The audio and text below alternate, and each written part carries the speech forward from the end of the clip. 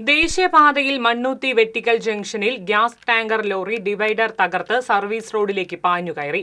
3 autorickshaw ഡ്രൈവർമാർ രക്ഷപ്പെട്ടത് തലനാരിഴക്കി. അപകടത്തിൽ ആർക്കും പരിക്കില്ല.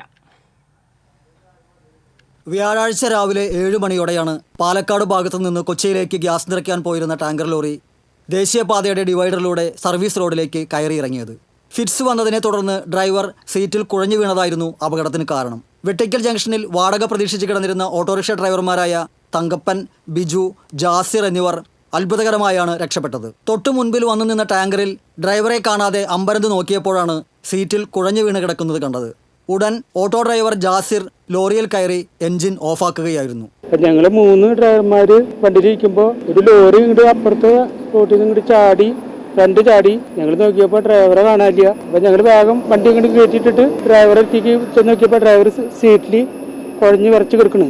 അപ്പം എന്നെ പോലീസ് വന്ന് ആളെ കൊണ്ടുപോയി എന്തൊരു ഭാഗത്തിന് ഞങ്ങൾ രക്ഷപ്പെട്ടു. ഞങ്ങളിന്ന് 3 എണ്ണം പോകേണ്ടതാ. ഈ സമയം അതുവഴി എത്തിയ ഹൈവേ പോലീസിന്റെയും തുടർന്നെത്തിയ മണ്ണുത്തി പോലീസിന്റെയും ഇടപെടലിൽ ഡ്രൈവറെ ആംബുലൻസിൽ ആശുപത്രിയിലേക്ക് മാറ്റി. ക്രെയിനിന്റെയും മറ്റൊരു ടാങ്കർ ഡ്രൈവറുടെയും സഹായത്താൽ അപകടത്തിൽപ്പെട്ട ടാങ്കർ സർവീസ് റോഡിന്റെ അരികിലേക്ക് മാറ്റിയിടുകയും ചെയ്തു. നാമക്കൽ സ്വദേശി മുഹേന്ദ്രന്റെ നാഗാലാൻഡ് രജിസ്ട്രേഷനിലുള്ള ടാങ്കർ കൊച്ചിയിൽ നിന്ന് ഗ്യാസ് നിറച്ച് മുംബൈക്ക് പോകാനുള്ളതായിരുന്നു. അപ്രതീക്ഷിതമായുണ്ടായ അപകടത്തിൽ അത്ഭുതകരമായി രക്ഷപ്പെട്ടതിന്റെ ആശ്വാസത്തിലാണ് വെട്ടിക്കൽ ജംഗ്ഷനിലെ ഓട്ടോ ഡ്രൈവർമാർ. TCV തൃശ്ശൂർ.